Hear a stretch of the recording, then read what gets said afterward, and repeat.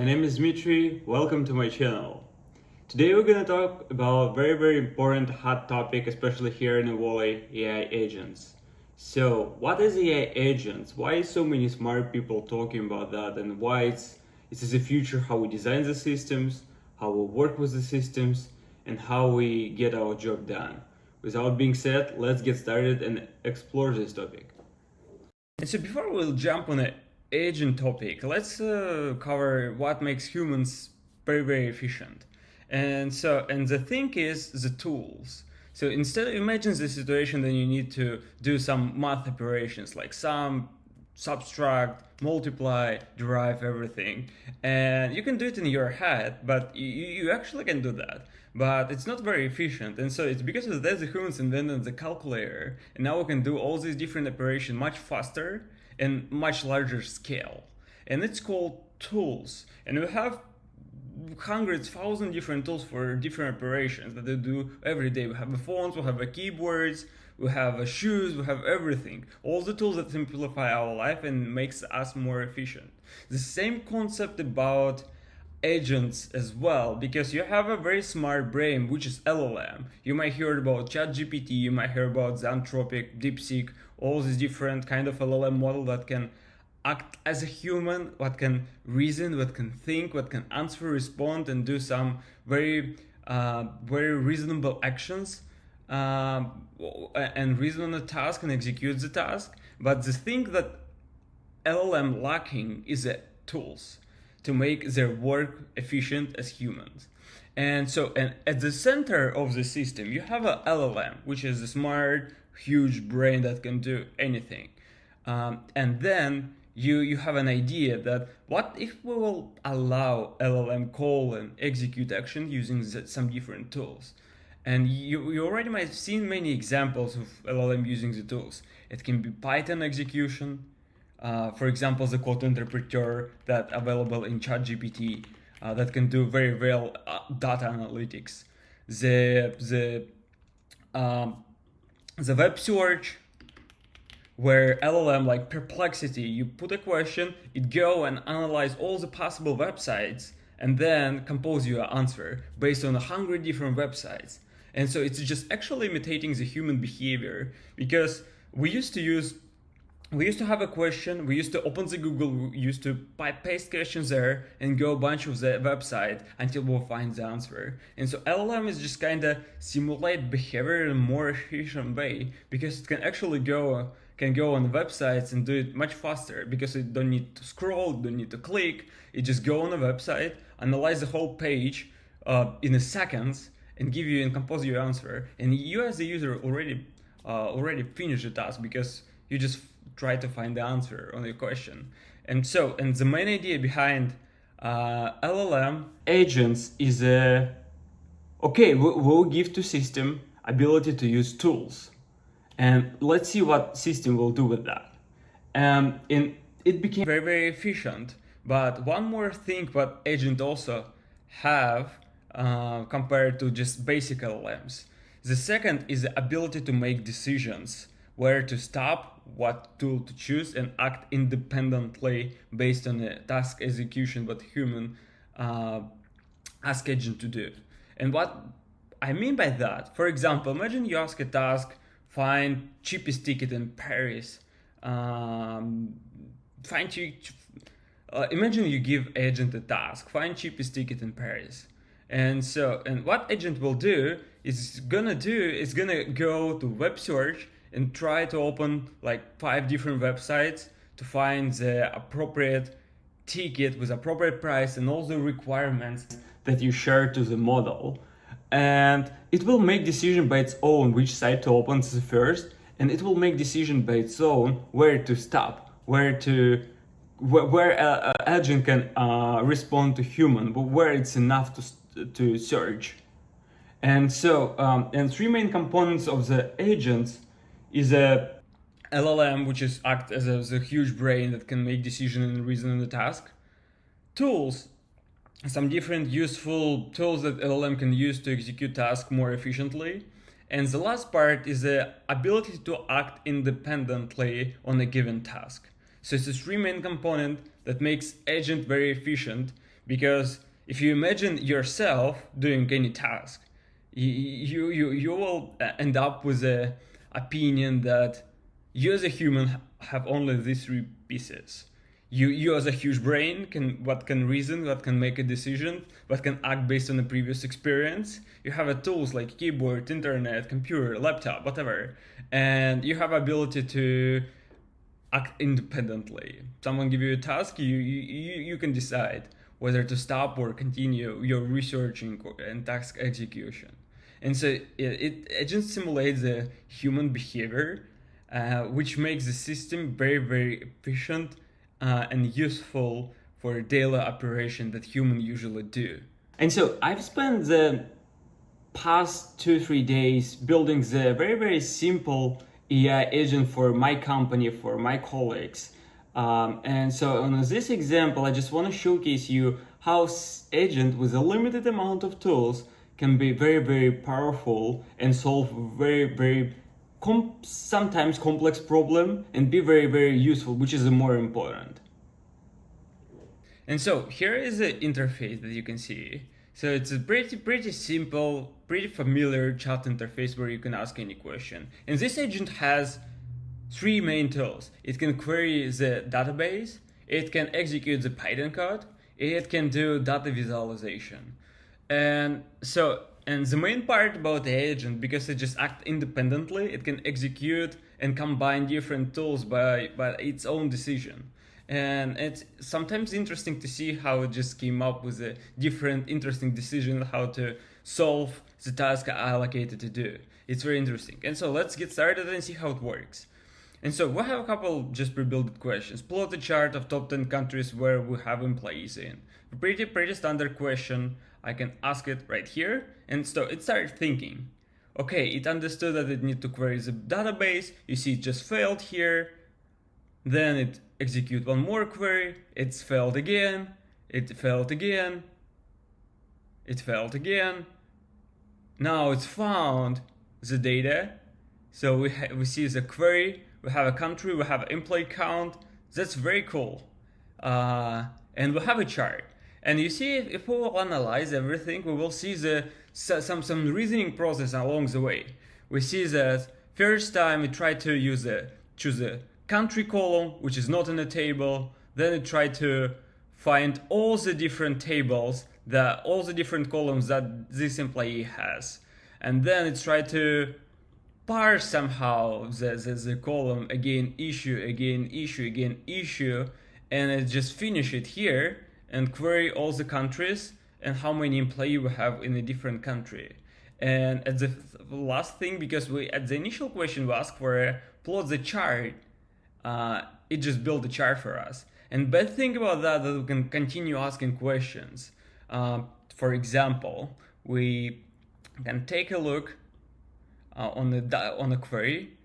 Okay, and so can you use Python to prepare the data and split it by countries and cities. Okay, started do Python code execution. So again, issue. So the main thing about the agent, it's not a hard-coded system that can work with the if-else. It's an intelligent autonomous system that can make decision on its own. If, for example, it will encounter with many issues, it can just easily ask you a follow-up question. Can you provide me more details or something to solve this task? So it acts as a human. You can think about like a junior specialist. You give it a task. Sometimes it can solve it very efficiently and very fast. Sometimes there no enough context, and it can get back to you and ask additional questions. And so it acts the same way. So it just encountered with the issue, but that doesn't matter, just for showcase that can execute Python, execute DB query, and do some data visualization. It's a pretty limited number of tools. That amount of use cases you can think this agent can execute is just enormous. How it can be useful inside the organization.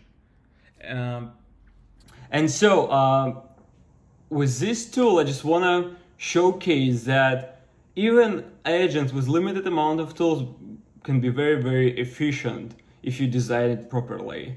And so the next part of the video, I just want to spend showing how I build it, what tools I use, and how you can build the next agent for your company, for your personal project, whatever. And the way we build AI agents changed drastically over past 2 years. I've been in this field in 2.5 years when we just get started and built our first AI agent for production. And when we started, it was like too different because it was like impossible level of complexity. It was some unknown field and we need to come up with a different architecture design a decision by our own. It was inefficient. Then we have now a legacy and we're just getting rid of it very, very fast. But just very interesting to see how the industry itself changed over these past 2 years and how easy it is now to create the AI agent that you can easily add in your system so your customers, your users can have a value from that. And so I'm gonna talk today about AI Vercel SDK. So it's an SDK that allows to build the agents very, very efficiently and very, very fast. And the main idea that they hide all the business logic of AI agent inside the high-level abstractions. Because before that you need to do to build AI agent, you have a lot of different tools and you have many LLM calls. Because behind the scenes it's work the way you do LLM call.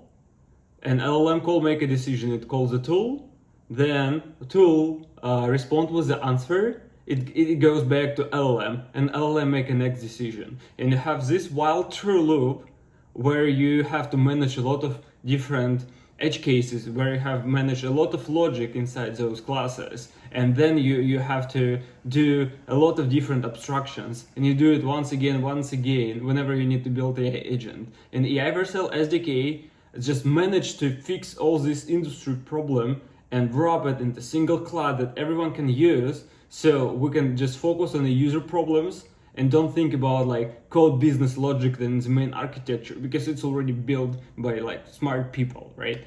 And so just want to show you how my code looked like for before AI SDK and after. It's just a QA agent that I built like a year ago, and you see this is the main class of AI agent. It's quite big. It's the QA agent is like 600 rows and agent base is approximately like 300 rows. But the main logic is here where you have the while true loop and manage all the activities.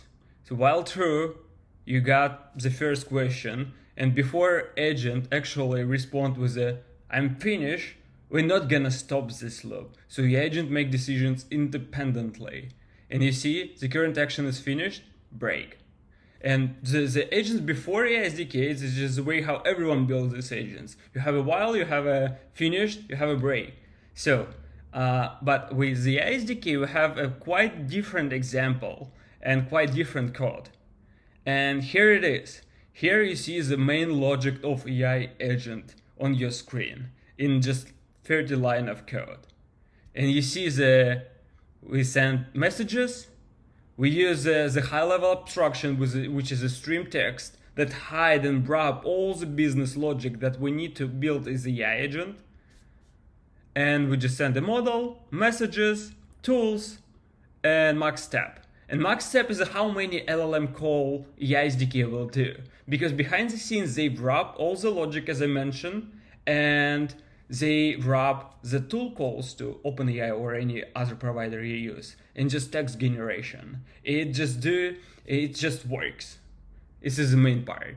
Because OpenAI API can respond with a single action at the same time. So if you want to generate text, it will respond with a text generation. If you want to do the tool call, it will just respond the single tool call for you. But this AI SDK is just wrap everything and do many calls to LLM to make sure it can do at the same time text, then continue streaming with a tool, then continue streaming with the text, then tool, whatever. And it just works. It works very fast. As I showed you an example before, we've seen many tools that LLM executed and continue responding with the text. And so it's a way it works pretty much simple. So we send messages. I send my message. It goes to LLM. I choose a provider, which is OpenAI, and system prompt. So this is a high-level instruction that you want LLM to do. So for example, in my instructions, you can see it here. You provide AI. You can execute the query. Remember, do something. Some Python execution instructions. An example how to pass CSV between SQL query and Python code execution, which didn't work on our example. And tools are a very important part as well, because we've discussed it at the first part of the video. LLM can be very efficient if you send enough tools for LLM, right? And for my use case, we have three main tools: execute Python, execute DB query, and visualize the data. And so just example how tool call in a AI SDK looks like. So we import a lot of different libraries. So we do some description. For LLM to use the tools, it needs to understand what parameters to send the tool and description what this tool does. And so, because imagine that if LLM need to write SQL query, it need to send to tool some parameter, so we can execute the tool afterwards. If we're talking about the Python tool, we need send to tool Python, the Python code, which this tool will execute. So this tool responsible for execution, but for writing Python code is just on the LLM side. So LLM will do that. And you can see it here. We have a description and we have a parameter. So this is a must-have thing that LLM need to send. So for its send code, sandbox ID is just something that I use myself to execute the code, but it doesn't matter now. The most important part here is the code. So it needs to send the code to this tool, so this code can be executed, and we can see a result of this code. And just pretty simple. And the same with the query. If I open the execute query, we will see that description, execute queries against lakehouse database, retrieve, analyze data.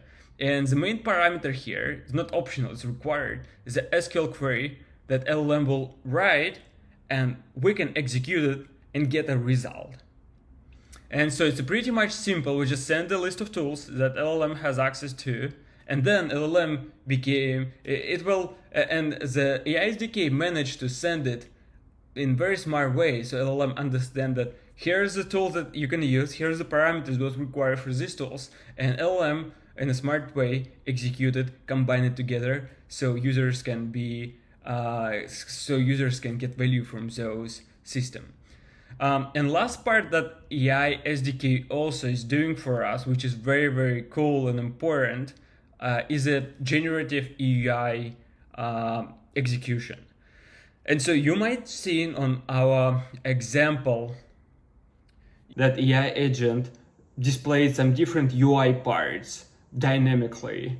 And it's happened because by different tools, I display different components in my UI. And so it's just managed by AI SDK as well. So it's allow you to write a component, and based on the chosen tools from LLM, you can display the different options. And you can think about this like, if LLM execute a tool to find the ticket for Paris, it can display your UI where you can choose the seats on the flight, choose a tariff, whatever. It just makes the system very useful when you can display the UI dynamically based on the chosen tool and user request. And AI SDK do it in a very efficient way as well, because if I'll jump to chat messages where I display all the UI logic here, we can see that it's very easy as well. And we see that if Python tool, we display this component, tool invocation card, with some specific props. So we need to send the title, we need to send the query, which is Python code in our case, the status, the error, if some, and everything. The same with the visualization tool. For visualization tool, we send a bit more parameters like x-axis, y-axis, the series, everything that LLMs generated. And for the last part is the ClickHouse tool is the query execution. And it just if else logic.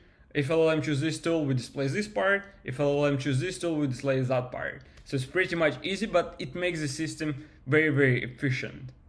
And just to show you the logic here, you can see the query execution UI is just SQL query and the table below it.